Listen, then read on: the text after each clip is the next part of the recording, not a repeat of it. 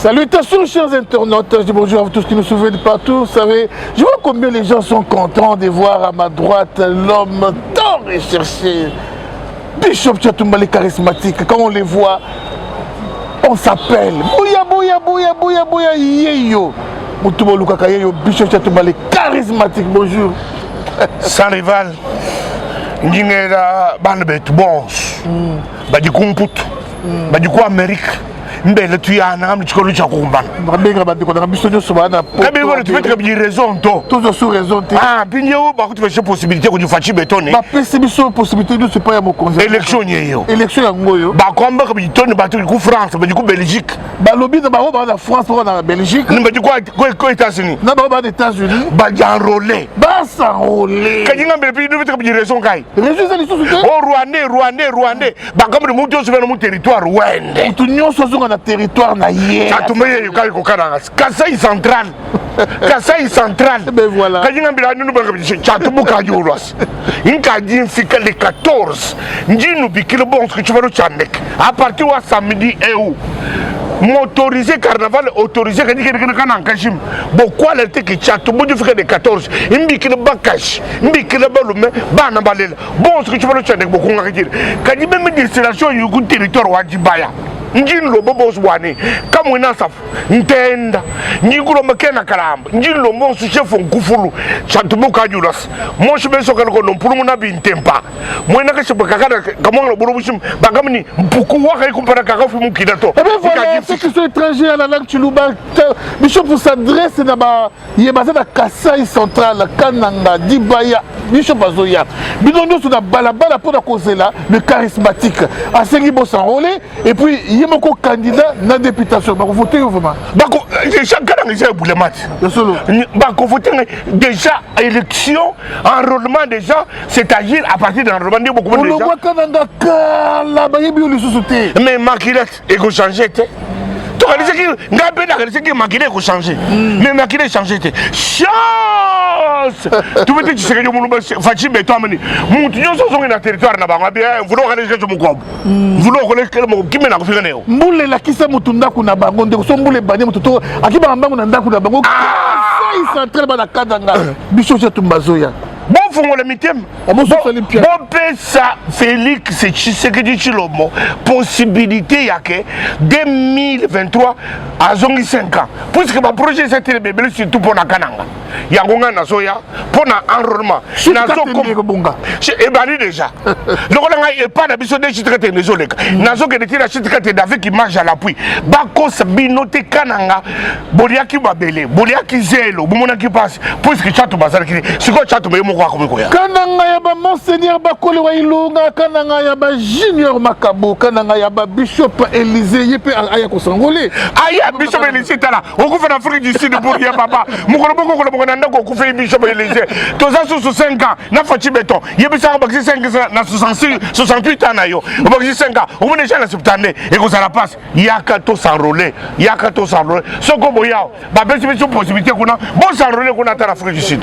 Eh ben voilà, je crois que ce n'était qu'une introduction. Commence maintenant l'émission. Bishop Tchatumba Nini poussé au plus sa candidature dans la députation. Non, puisque dans mon acquis moyen, mon côté, il y a que ça, le Congo.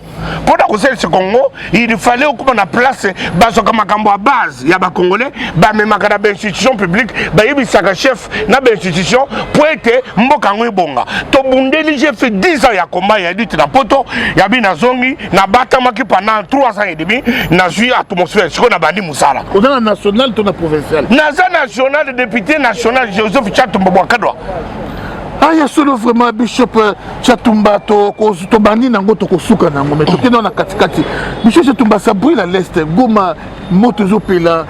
Cette histoire, il y a M23, un mot, Bazo Yokayo, vous êtes leader d'opinion. De toutes les façons, Nazo Seganabana, il y a S. Vous avez le soutien de toute la République. Bishop Tosenga Kinzambe, tout comme un Congolais. Nzambe ni muto linga to koma ba Congolais. Ba Congolais ko boto biso mobeli na biso kana nkote. Wane zanko, bojo na mboka bato, bojo minduka bone ko bomba mama, one ko bomba papa. Yango na ko senga na milimu ya bato bakufa. Bon seko, bitumbeza ya bino. mabele oyo eza ya biso nzambe moto alingaki tozala bacongolais apesi biso territoire appelé Congo avec 2 432 km carré ya biso bino boza na oyo ya bino Suisse eza moke mais il se contente de la Suisse tomoni Suisse akiki kobonisa France te ke toza tellement moke France katele biso mpe ndambu tomoni te Belgique mpe eza moke tomoni eke na France eke na Hollande eke koloba teke Hollande na Allemagne bokotelanga mpe ndambu te rien. Ils se contentent de leur terre.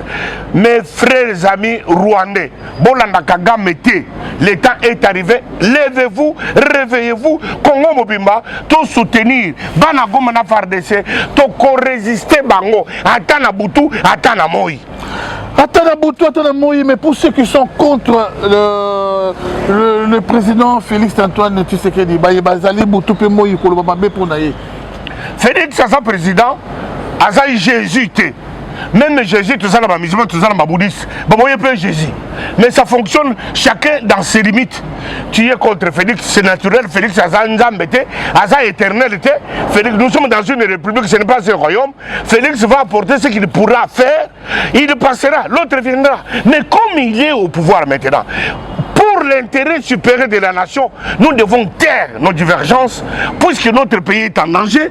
Ceux qui déjà bakati gomalelo, on a évité qu'aux opposants, aux Sango, aux catholiques, aux catholiques, nous avons besoin des Congo un Congo uni, un Congo indivisible. Voilà pourquoi nous avons tout intérêt à soutenir le pouvoir en place pour être tout résister Bangouna, oh bazo ya Kubuka Congo, comme ils sont bien.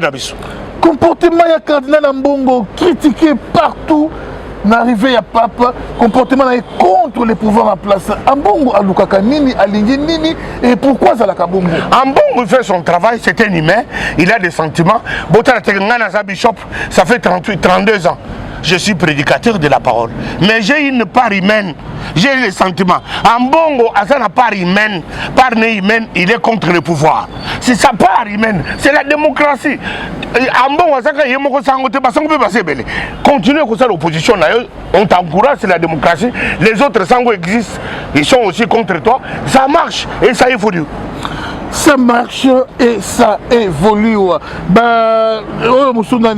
Combattants misusu balobi bazo mobiliser pe bato ba démotiver bato ba s'enrôler. Précisément ba combattant poto. Baza ko interdire bato ba s'enrôler. Bande ko ngai na vendre na bino poto 26 ans. Jour pour jour. Natika bino, ça fait maintenant comme une 4e année. Mboko yo za ya biso. Yo vandi na téléphone, on vend na télévision, na caméra, na poto. Tu envoies la haine et le feu. Ne crois pas que tu es en train d'une manière indirecte contribuer à cette occupation sans se rendre compte. Et ça te kolobakofinga nde okozoye sous aye ko diriger la place à Félix. Félix a des limites, c'est un humain. Mais toi, qu'est-ce que tu as fait pour ton pays? Qu'est-ce que tu veux que ton pays fasse pour toi? Quand moi j'ai compris cette dimension, je vais aller souffrir comme Esdras dans la Bible. Il a dit qu'Israël était en difficulté. Moi, Esdras, je n'ai pas demandé l'autorisation au roi, mais j'ai pris la résolution de rentrer en Israël comme Néhémie pour aller ensemble avec mes frères souffrir. Yozana Poto, tu continues à harceler croyant que tu as raison. Okozwa qui a raison, mon côté, raison, mon côté, mais tu auras que les yeux pour pleurer. Tu auras que les yeux pour pleurer. Bazalaki Misato, Bishop Kadima, Bishop Élysée, Bishop Tchatumba, docteur parfois Sakoufa. Alors, les lots Oyo, pour ce qui concerne la finance, moi j'ai comme l'impression, Bishop Tchatumba, tu n'es pas ma casse pour les cabandés qu'on a eu. Mais moi, Bazaka toujours qu'on rêve. Parce que Yoko Ya Oye, aujourd'hui sous prototype. Mais na komona yo oyaka mutuka te mo komina mituka mituka ozana lo pango te na Congo mais okomina mapango na Congo. Mais est-ce que vous pouvez pas conseiller na ba odombo o musala bango combat bazonga na bango parce que tu peux faire aussi 10 ans 20 ans 30 ans na poto osomi lo pango te mais yo ye 3 ans et demi vie na yo changer conseil ba yo mutu mo si ba na bango na kin. Mes frères et sœurs, ce n'est pas par prétention. Et c'est la vérité. Ceux qui n'ont 26 ans, n'ont 3 ans à balance, et ils ont derrière mon côté. Puisqu'on ne peut pas parler soi-même. Mais chacun de nous dans la vie doit apprendre à faire le bilan. Mais quand j'ai fait mon bilan de 26 ans, na 3 ans, et ça logo là, na ulungoka sanguru na makoro na kimia des autres na commune aéroport en Jide. Alors c'est pour vous que bande konangai, tous ça se n'a 20 ans. Il ne faut pas rêver.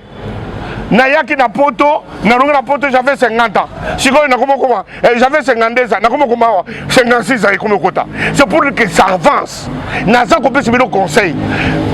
Prenez la résolution d'être de bon côté. D'être de bon côté, c'est d'être quoi? Du côté de ton pays. Quand moi j'ai pris la résolution, non. Fachi passera. Oh, je ne pouvais pas m'imaginer que Kabila passera. Tobundisi Biso Nabino Tobundisi Kabila. De Kabila, à combien de pages de l'histoire? Félix aussi. Mais le Congo va rester. Mais il ne faut pas oublier qu'à la hors l'histoire, il y a comme Mibwaka. Na Mibwaka n'a pas de résolution, n'a eu risque. Na quitté l'aéroport en Djiri, j'avais que 20 euros na poche na 20 euros. 20 euros. Tant on a quitté l'aéroport. 20 euros. Na outi poto après 26 ans. 20 euros. Sur Rambo Mazate, mon élection en aéroport Charles de Gaulle. J'avais 20 euros. Et nous on a dit basaka babila mbaka kaneo to saka na poto basaka bilamba mais 20 euros. La tête gaillard à 52 ans. Na bina ke na ngai, na ke na ngai. Mais nzambe na ngai melelo. Okobi na ba. Bana na ngai boki choko yokolela. Seke na luja, bako yokolela na biso pelisa ko bana kolela nzambe na ngai. O yokolela, o dobo kolela nzambe. Iyo mutu bonsa kolela nzambe na ngai. Seigneur nzambe. Tika nzambe na ngai bokola kolela. Na dingina lobate, soki na lobi, okoi, oni okoi liboso, okoi na tengu. Mais bande ko na ngai ti seke na pesibiso, apesibiso possibilité. Boya bosa role na poto, bobi mata ba député na Mikili. Ce qui est dans Poto, en France, je serai député. Mais j'ai compris qu'il faut dans la boca. Si les 14 ans, beaucoup de images, Nazo qui est pas là où je suis né, Nazo qui est dans ma belle bakoko. Beaucoup de monde, ma belle Kouzala, suspendu, le vent s'arrêtera. Comme Josué a dit, le soleil arrête-toi sur le Gabaon. Mais je dis, le soleil s'arrêtera sur Kananga. Les 14, beaucoup de billes. Au premier jour à Saint-Valentin. Ah, Saint-Valentin, Saint-Valentin, la communion n'a pas de Kananga. Vous avez Saint-Valentin, on va découper sa fleur, na copine nayo. Mais ngai na couper sa fleur, na bana Kananga, na zuki l'aéroport, vous allez na bilo Saint-Valentin. Tala, Saint-Valentin, les 14 et la qui Chatou Majou qui t'a. Bana Toka, bana Nganza, bana Lukonga, bana ville, bana quartier hôpital. Il y a Solo, Boya et Belé pour na Koyamande, qu'on a bien fils du pays, Bishop Tchatouma, le charismatique. Il y a Solo Kananga. À un certain moment, Kananga perdre un leader. Un grand leader, vraiment, il y a Kananga. Na évité ceux qui bazali. Un grand leader, vraiment. Ceux qui ont dans telle province, bazali. Mais Kananga, soutenir aussi les leaders en devenir. Bazali, le quoi là sans rival, le quoi Bishop Tchatumba, il y a Solo, Mboka na Biso. Miriam Chouchou na nyo kwa mita moulayi na poto bande konangai. Miriam Chouchou na nyo kwa mi. Mais ko kitaka Chouchou na kitaki na kin vine bunga. Asuma mapangu. Ndeko oyo mususu comment on est dans journaliste ça moi sur oyo Tsunami Dani Bokombe on comme qui peta moulay na France mais ko kitaka na kiti vie na échangea na kati ya Kinshasa fatia zo changer vie ya bato bande ko na ba ko sabinoté yaka okomona ke non mikakatano ezali ndenge combat ezalaka partout mais suka nango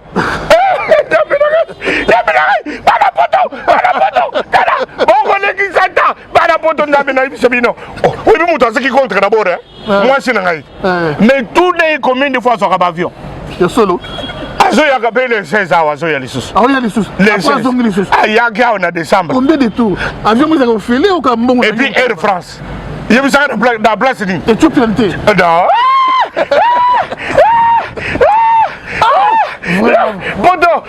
Poto, et ça bien on dit hamburger, et ça bien on fait dans Mali. Mais pour l'avenir, et comme dans Congo. Oui, mais quand tu pas, ou l'équipe à Babin. Mais t'as là. le 14 Saint-Valentin zane na kananga na Saint-Valentin na poto to pesa ka ba frère na ba chérie mais siko yesi nazo kitakana le 14 avec Saint-Valentin bana kana nyu signori tu yande tenu yuri tu yande tenu même kajindo santo boy mulele mubilamba ni pete eso ka chato buto ka kuchora chande kinu mo kijira mu ko ta frère ni ko chez Saint-Valentin ya turo kananga Valentin de anglais dia de namorada na portugais ya solo Saint-Valentin na français et ko salema na kananga on a suspendu la Saint-Valentin na partout na na boy Saint-Valentin ça na poto na France na suspendre na Belgique on pensa on donne moi pensa moi c'est les fleurs comme ka ko tout ko pensa fleur mo so pensa na kananga place à tobazo kita akiti mo pensa fleur et ça na kananga 14 les 14 Saint-Valentin na kananga pona ko soki sa bishop ba bengi papa ya Kara koko ya Kara école munene ya Kara yeba batumba Congo etaliété batumba kufa na Congo etaliété ayaka matanga te ye akufela kate pour abela kapete Congo guerre kota yalo bakelo côté ba bengi père ya Kara Joseph Kabila olobini Joseph Kabila pêche mbote Joseph Kabila azana et fort akusalate et le conseil mon na zo pêche a compter ko sana Kara ça va l'aider puisque ce que Joseph Kabila a côté le makambo est compliqué avant de venir avant Douana ça nous aidera c'est pas un problème. Il y a des Congolais qui sont complices dans M23. Oui, bien côté. Mais guerre, ils ont seulement connu dans l'Est. Il y a M23. Donc, on va Kinshasa. On va Parlement. On va gouvernement. On va service de sécurité. Ah, on a kin. Oh non, on a côté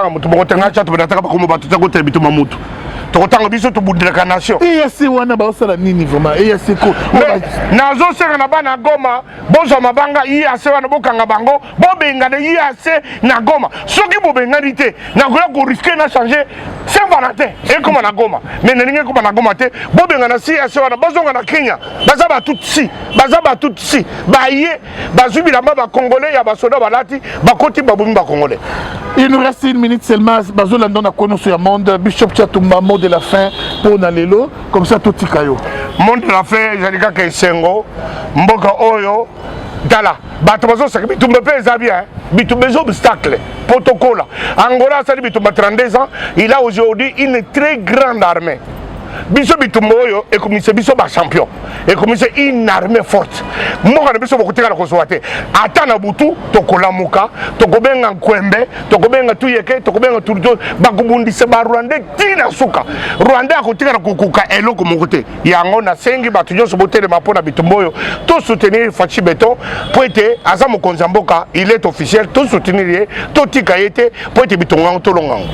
On appelait ces gouvernements les gouvernements des warriors, mais laissez-moi vous dire que dans chaque école, il y a toujours une stratification sociale, il y a toujours des rangs sociaux, et puis dans ma solo même il y a classe, il y a le premier, il y a le deuxième dans l'échec. Dans le gouvernement warrior, laissez-moi saluer vraiment, bravo, courage, travail bien fait, il y a Nicolas Kazadi, respect. C'est